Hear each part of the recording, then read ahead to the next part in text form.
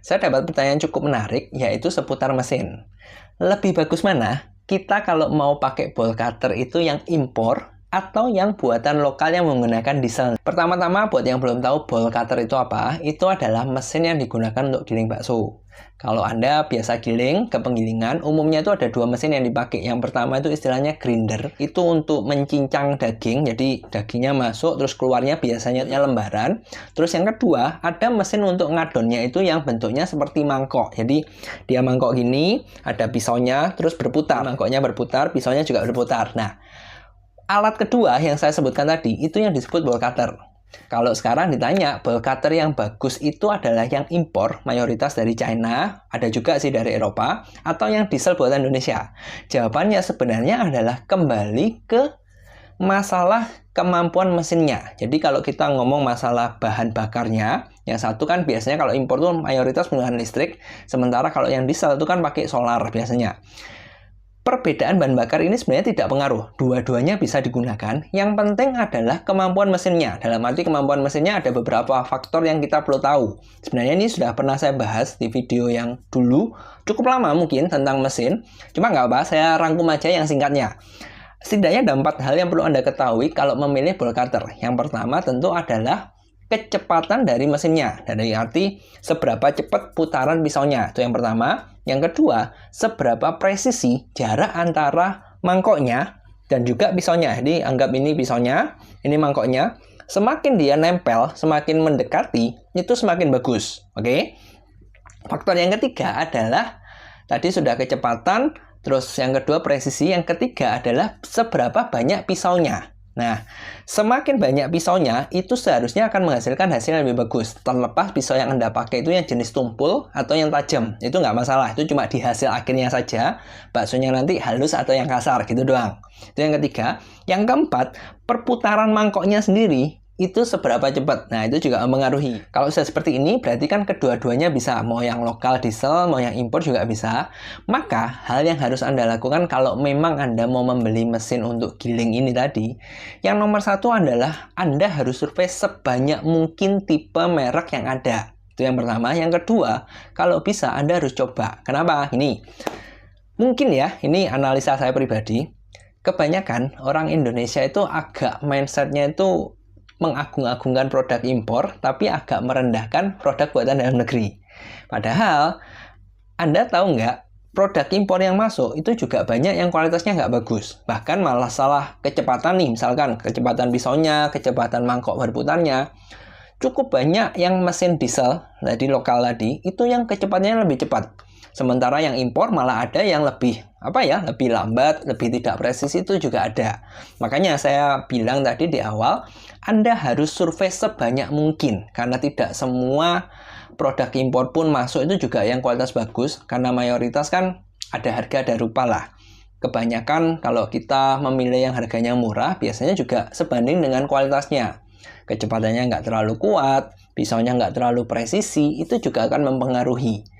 Nah, kalau sudah seperti ini, nomor satu Anda harus survei sebanyak mungkin, nomor dua Anda coba. Kenapa? Karena kalau Anda cuma baca dari speknya doang, kecepatannya sekian RPM, perputarannya sekian, pisaunya sekian matanya, tapi Anda tidak tahu presisinya itu seberapa. Nah, fungsi mencoba itu supaya Anda tahu presisi pisau dan mangkoknya ini seberapa. Karena kembali kan, faktor yang kalau dibilang paling penting nggak juga, karena kecepatan juga penting. Jadi, kecepatan dan presisi pisau itu akan sangat mempengaruhi hasilnya. Bayangkan gini, Anda kecepatannya kencang sekali, RPM-nya tinggi, tapi presisinya jelek, dalam arti jaraknya ini lebar, hasilnya nggak akan bagus. Sebaliknya, pisaunya yang nempel, yang presisi, tapi perputarannya lambat, itu juga tidak akan bisa mengaktifkan protein dengan sempurna. Makanya, kalau sudah ngomong masalah mesin, hal terbaik adalah Anda harus coba. Kalau Anda punya budget lebih, saran saya belilah yang Eropa. Kenapa? Karena kalau dari pengalaman, saya masuk ke banyak pabrik, umumnya yang kualitas Eropa, itu satu, presisinya lebih bagus. Kedua, mereka punya mode yang bisa mengatur kecepatannya, sehingga ini lebih enak ke Anda. Karena gini ya, kalau kita ngomong pabrik, biasanya pabrikan bakso kalau mereka sudah sukses, mereka tidak cuma bikin bakso, tapi bikin variasi produk yang lain. Paling nggak ada sosis, mungkin nugget, mungkin dimsum, dan sebagainya, di mana kebutuhan mesinnya itu beda-beda. Nah, kalau Anda punya mesin presisnya sudah bagus, kecepatannya bagus, tapi kecepatannya cuma yang kenceng doang, ini akan susah untuk menghasilkan produk selain bakso yang bagus juga. Makanya kalau punya budget lebih dan Anda memutuskan untuk beli yang impor, saran saya kalau bisa ya, belilah yang Eropa. Biasanya yang bagus tuh Jerman. Cuma memang sih harganya biasanya mahal.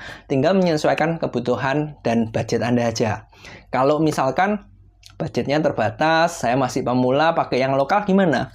Boleh-boleh aja. Pasti ada yang lokal yang bagus, dalam arti yang presisi, yang kemampuan awetnya juga bagus, itu pasti ada. Tinggal Anda bisa dapat atau bisa survei nggak. Kalau masalah mesin, saya tidak terlalu ngerti mereknya yang mana yang bagus, jadi saya tidak ada rekomendasi. Karena umumnya, biasanya pabrik-pabrik itu sudah punya mesinnya, sudah beli. Bagian saya adalah menyesuaikan resep dengan kemampuan mesinnya. Jadi bukan kita bikin resep bagus terus harus nuntut mesinnya harus segini itu nggak bisa, karena saya tahu yang mahal kan mesin. Jadi kalau food science itu dibalik, bukan memilih mesinnya harus seperti ini, tapi kami menyesuaikan yang dipunya alatnya gini, bagaimana membuat resepnya lebih bagus. Jadi nangkep ya, sudut pandangnya berbeda, karena saya bukan backgroundnya orang mesin, tapi saya food science, makanya kami menyesuaikan dengan keadaan mesinnya. Jadi kembali di akhir, Anda pilih yang mana, dua-duanya bisa. Mau yang diesel atau mau yang impor, itu dua-duanya bisa. Tinggal Anda sesuaikan dengan kebutuhan Anda aja. Umumnya kalau secara harga, biasanya yang diesel ini relatif lebih murah.